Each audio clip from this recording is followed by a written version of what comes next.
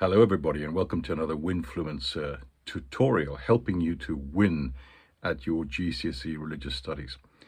Now today let's look at something from the themes, paper 2, and this is the theme of the chapter on the existence of God and revelation. And let's try a 4-mark question which comes from a past paper. It goes like this: explain two contrasting beliefs about evil and suffering as an argument against the existence of God. Two contrasting, which means two opposite or two different beliefs about evil and suffering as a way of trying to prove that God doesn't exist. And you have to refer to at least one religious tradition, but you can refer to more. And it's only for 4 marks, but you need to make 2 different points and develop each point. So here's what you could possibly do. Well, first of all, you could say there are many examples in everyday life of evil and suffering in the world, and yet there's no evidence that God ever intervenes to stop it. So there can't be a God. If God was, as described by religions, so powerful and so all-knowing and all-loving, then surely he would want to do something to stop it, but he never does, never seems to, and therefore that could show that there isn't a God. Secondly, religious people themselves, this is another point you could make, religious people themselves are often victims of evil, persecution, people being killed for their faith and that sort of thing. And God doesn't seem to protect them. Even his own worshippers are not protected. So there can't be a God.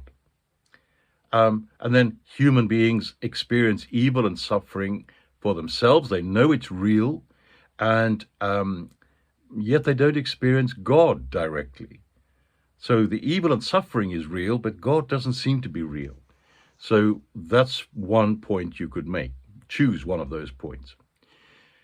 A contrasting view is that religious people have found a way to explain evil and suffering, at least some of it. They're called theodicies.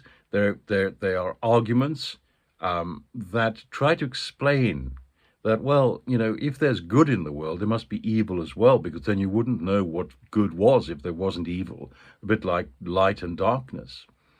Also, that suffering, religious people say, is good for us. It makes us stronger. If you never fell down when you were little and got up again when you were learning to walk, you'd never learn to walk. In the Lord's Prayer, it says, for Christians anyway, deliver us from evil. Now, if humans are asking God to deliver them from evil, then God exists even though evil exists at the same time. And so there are many ways that religious people try to explain suffering. They could say, don't blame God for the suffering and evil in the world. We cause the suffering and evil because we have free will, which God has given us, and we choose to hurt and harm each other. There's plenty of food in the world for everyone, and yet there are people starving. Wars are started by human beings. And that's another point you could make. So for 4 marks, I think you get full marks if you mention those points and develop them.